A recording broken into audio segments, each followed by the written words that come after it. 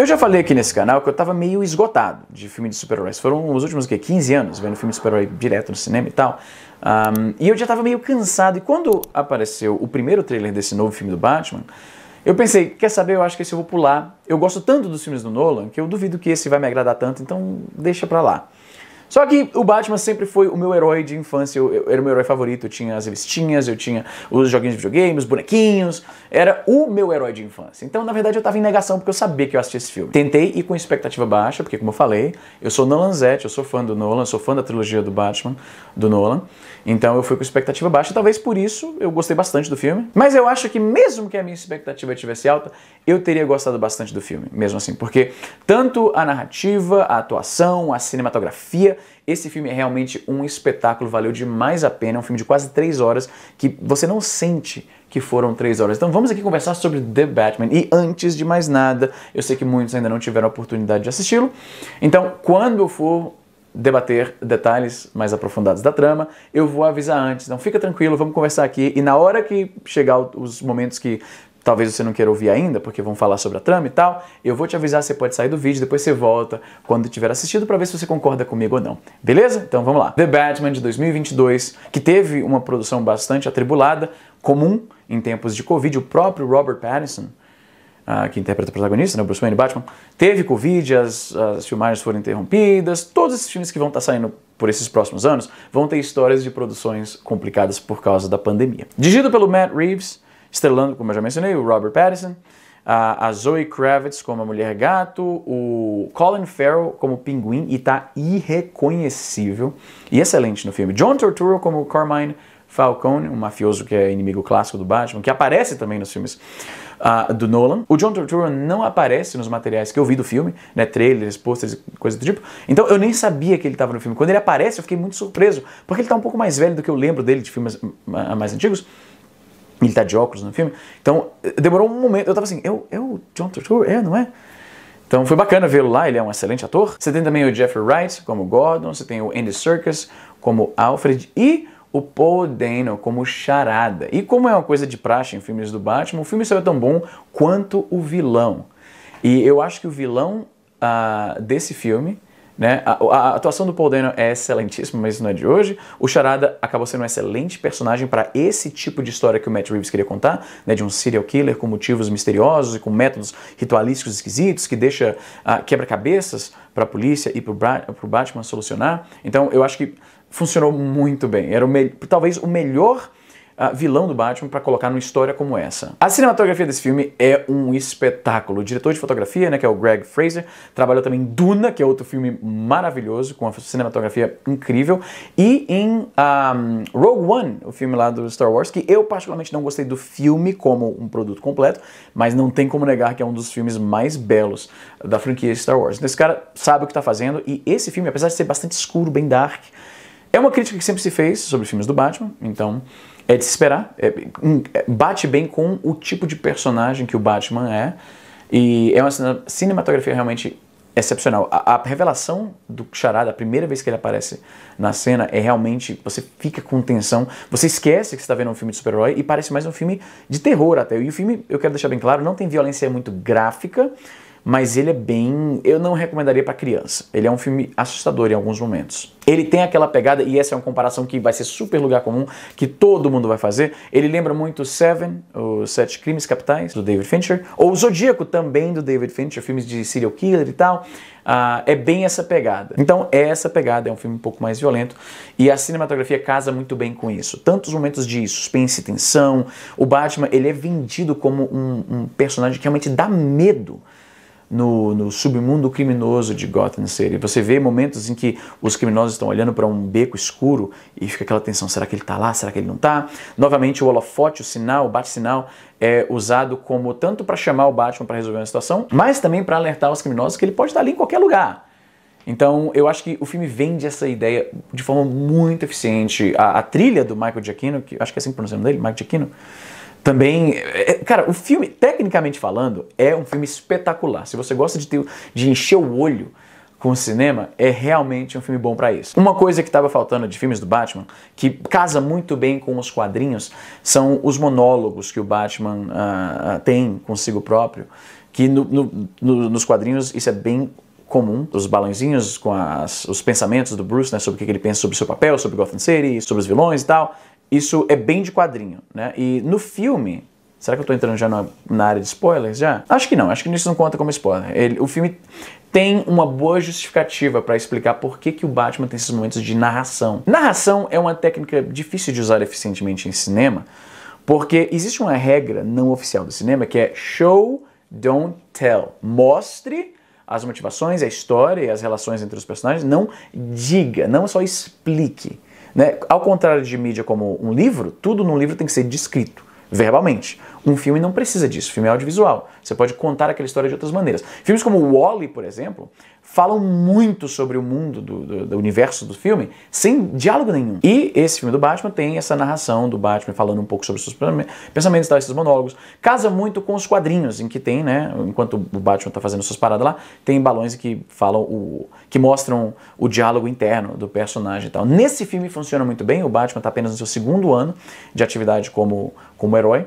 Então ele documenta tudo isso em diários e tal, né? Que seria uma péssima ideia. Então esses momentos em que ele está registrando seus pensamentos no diário, dando essa narração que é bem remanescente dos quadrinhos, eu gostei. Ainda na cinematografia tem uma cena de perseguição de carro, que tá no trailer inclusive, em que a câmera foi acoplada no carro e tal, e torna a cena muito dinâmica, você sente mesmo aquela tensão, eu tô lá mesmo, é muito próximo, né, da ação que tá acontecendo, então eu gostei pra caramba. Inclusive, isso é do trailer novamente, eu acho que não conta como spoiler. Tem uma cena em que tem um vilão capota no carro, né, aí o Batman vem se aproximando e com aquela música de tensão, e novamente reforçando a ideia de que os criminosos têm muito medo do Batman, né. A câmera tá de cabeça pra baixo, tanto, eu penso, pra mostrar o ponto de vista, te colocar no ponto de vista do criminoso lá que tá no carro, preso, né, que capotou. E tematicamente também funciona porque morcegos numa caverna são geralmente mostrados, né, de cabeça para baixo, pendurado no teto. Então, não sei se a intenção do diretor de fotografia foi casar dessa forma. O filme mostra uma dualidade entre o Batman e o Bruce Wayne que é um pouco diferente do que a gente estava acostumado. Nos quadrinhos e nos filmes do Nolan, você vê um Bruce Wayne que é o playboy, pegador, que não se importa com nada, que é superficial, arrogante, que é para não suspeitarem que ele é o Batman. Se um cara, né, rico e desinteressado em questões ali do povo. Ao longo da mitologia do Batman, os roteiristas adotaram esse disfarce, que se o Bruce Wayne se mostrar como um playboy desinteressado e arrogante e tal, ninguém vai suspeitar que ele é o Batman. Nesse filme, o Matt Reeves foi por uma direção um pouco diferente. Talvez porque o Batman ainda é meio que recém-chegado, ele ainda não processou bem o seu sentimento de ódio, né, de fúria contra o elemento criminoso da cidade. Então você vê um Bruce Wayne que ainda ele não adotou essa persona de playboy, né, que curte a vida e coisa do tipo. Eu vi que muitos não gostaram disso, mas eu acho que tematicamente, dentro da narrativa do filme, considerando que ele ainda é meio que um novato, faz bastante sentido. Ele não tem ainda processado o seu trauma interior e também não tem ainda adotado essa outra máscara, que é a máscara social que ele usa como Bruce Wayne. Muitos roteiristas dos quadrinhos, ao longo dos anos, eles argumentam que, na verdade, não existe Bruce Wayne. Existe o Batman, ele encarnou completamente aquela personalidade, e o Bruce Wayne que é o personagem que ele interpreta na sua vida pública. E nesse filme ele não chegou aí ainda. Só que como é o primeiro filme, muito provavelmente, considerando que foi um sucesso de bilheteria, vai ter uma continuação e talvez aí a gente veja o Batman adotando mais essa persona. A gente viu um Batman detetive nos moldes que eu não lembro de ter visto tão bem em outros filmes. Teve um pouquinho disso nos filmes do Nolan, mas nesse filme, por ele ser um filme mais sombrio, de serial killer, ele tem aquela pegada de filme noir, que é também outra comparação que você vai ouvir bastante, que não é novidade, muitos filmes do Batman foram classificados dessa forma no passado. Mas nesse filme você realmente vê o Batman detetive e eu gostei muito disso. Boa parte do filme é esse mistério de entender por que o Charada tá matando essas pessoas especificamente e as charadas que ele deixa pra trás e tal. Então, pra quem gosta do Batman detetive, é um dos melhores filmes. Eu gostei do conflito que esse filme mostra que existe entre o Batman, a figura do vigilante que sai por aí dando porrada em bandido, e a polícia. O elemento policial em Gotham City é realmente, literalmente, um elemento policial. Tem muita corrupção em Gotham City, o filme também trata disso. Então, naturalmente, existe essa rejeição da figura do Batman pela polícia, embora, às vezes, tanto nas histórias quanto nesse filme, eles têm que trabalhar lado a lado. E eu gostei bastante da forma que isso é mostrado. E tinha que ter, porque já é algo que se espera de histórias do Batman. O fato de que a polícia o rejeita. né? Tanto porque desaprova de seus métodos, tanto porque a própria polícia tem medo do Batman. Voltando pro Charada, ele tá excelente. Paul Dano sempre arregaça em todo filme que ele tá. E era um dos motivos pelo qual eu tava mais empolgado para esse filme. Ele realmente manda muito bem. O Charada dele tem um vibe meio incel, meio aquele cara que não parece fisicamente intimidante, mas o seu intelecto e a sua dedicação ao caos o torna um terrorista perigosíssimo. Ele tem um vibe meio Unabomber também. Agora, para falar um pouco mais do filme, eu acho que eu vou ter que entrar em spoilers, maiores detalhes da trama e tudo mais. Vamos lá então. Se você não viu o filme, esse é o seu aviso para que você pare aqui o vídeo, depois você assiste e você volta aqui para ver se você concorda comigo ou não. A gente está numa era de filme de herói que foi muito moldado pelo MCU, que é o humor. O filme tem que ser engraçadinho, tem que ter piadinha, tem que ter aquelas tiradinhas engraçadas, e infamemente isso saiu pela culatra quando, durante a produção de Liga da Justiça, do Snyder, ele teve que, infelizmente, se ausentar por causa de uma tragédia familiar, né, a morte da sua filha. A Warner chamou o nome me escapa agora, Joss Whedon, para completar o filme. E o filme estava muito sério e tal, e aí a orientação da Warner é que o Joss Whedon deveria fazer umas refilmagens e botar umas piadinhas, uma gracinha aqui, aquela coisa que é comum no MCU, que bate melhor com os filmes da MCU, que nunca pegou tão bem com alguns heróis da DC, particularmente o Batman, né? Então, esse filme não tem muito humor, definitivamente não o humor escrachado que você já está acostumado a ver em filme de herói, em que você tem uma cena né, dramática, uma batalha e tal, e aí tem gente fazendo piadinha e tal, e frases de efeito. O Batman tem alguns momentos de sarcasmo e tal, mas é levado a sério, é levado como, não como uma piadinha, mas como aquele cara que tá de saco cheio e faz um comentário um pouco mais incisivo, que às vezes tem um pouquinho, né, de humor, em sarcasmo e ironia, mas não é humor escrachado, não rouba a seriedade da cena. Com uma exceção, a única exceção que tem uma piadinha que, ao mesmo tempo que eu apreciei como fã do personagem, eu achei que foi um pouco demais, né? E foi um momento com o Pinguim, em que ele tá algemado, né? Os pés estão presos também, e ele está sendo interrogado pelo Batman e o Gordon, e aí eles conseguem a resposta que queriam e abandonam o cara lá. E aí ele vai andando, né, tentando seguir os caras, falando, não, me solta aqui e tal. E como ele tá com os pés presos, ele vai dando passinhos pequenininhos, que nem de um pinguim mesmo, né? Então, foi um momento que no cinema o pessoal reconheceu, eu imediatamente reconheci qual era a referência que ele estava tentando fazer. Não sei se encaixou tão bem, eu diria que é o único momento do filme que eu falei assim, talvez não precisava disso. O filme empresta vários elementos mitológicos clássicos do Batman, o que é comum nessas produções. Os diretores vão buscar inspiração das histórias anteriores e tal. O principal, que é o plano do Charada de explodir as barreiras que impedem o mar de invadir a cidade, isso foi tirado da revistinha Batman Zero Year. Inclusive tá aí o painel e, né, você bate o olho nisso, dá pra entender muito bem que foi uma inspiração. Ele é também parcialmente inspirado em The Long Halloween, uma história em que um serial killer chamado Holiday vai assassinando pessoas que estão conectadas com o Carmine Falcone, né, que tá nesse filme.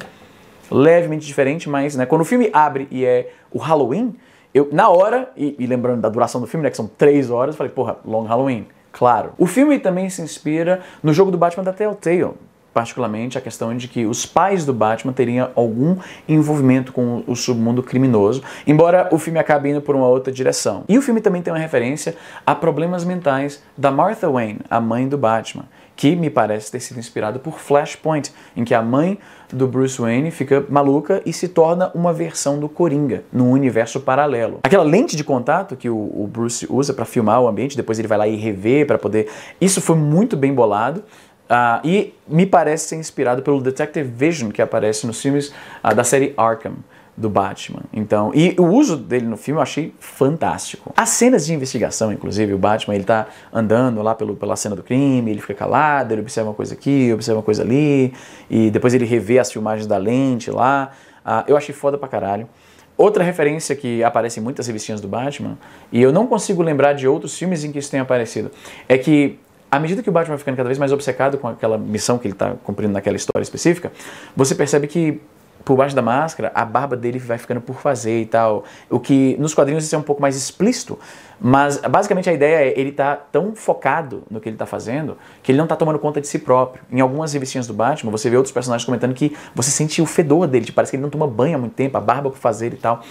É algo clássico dos quadrinhos e eu gostei de ver isso. Quando tem um trecho lá no filme que parece que a barba dele tá um pouco por fazer, eu falei, mano, isso é uma forma visual dele mostrar, sem deixar muito explícito, que o cara tá tão focado nessa missão que ele deixou de ser Bruce Wayne, agora ele tá vivendo como Batman em tempo integral, basicamente. O filme tem alguns comentários sociais, ele aborda aquela questão de muito tempo, né? Por que o Batman, que é bilionário, não faz algo pela cidade? Por que a ideia dele para solucionar o crime é sair dando porrada nas pessoas? E tem duas respostas para isso, né? A resposta típica é que o Batman não se ocupa tanto com esse crime, né, bobo de assalto e tal. Ele é uma presença necessária por causa dos super vilões que a polícia não consegue lidar. Então é por isso que ele faz isso, né? Mas a outra justificativa, que é a que o filme dá, é que na verdade isso foi tentado, mas Gotham é simplesmente tão corrupta que não tem como ajudar a cidade com dinheiro. Porque a cidade é simplesmente amaldiçoada praticamente. Na verdade, nos quadrinhos ela é literalmente amaldiçoada. O filme aborda isso, mostrando que a cidade é tão corrupta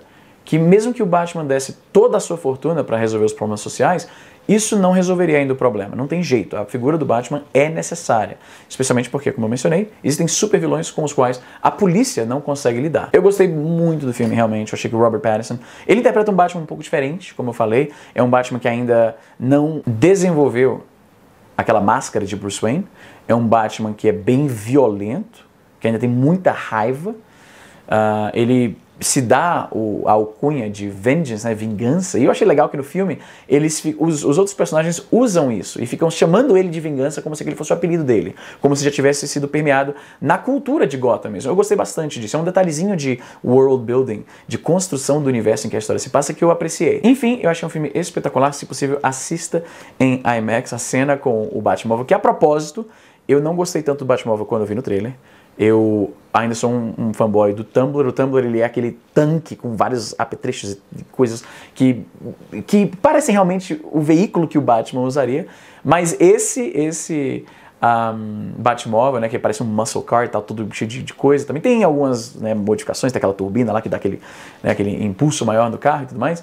Mas ele é um carro um pouco mais simples, mais realista do que outras aparições do Batmóvel. No final das contas, eu gostei bastante do Batman, recomendo, vá assistir. Eu acho que você vai gostar. Se você concorda comigo, coloca aí. Se você discorda, tem algum ponto que você não gostou, algum ponto que eu esqueci, sinta-se à vontade para adicionar aí nos comentários. É isso, gente. Eu vou ficando por aqui e até a próxima.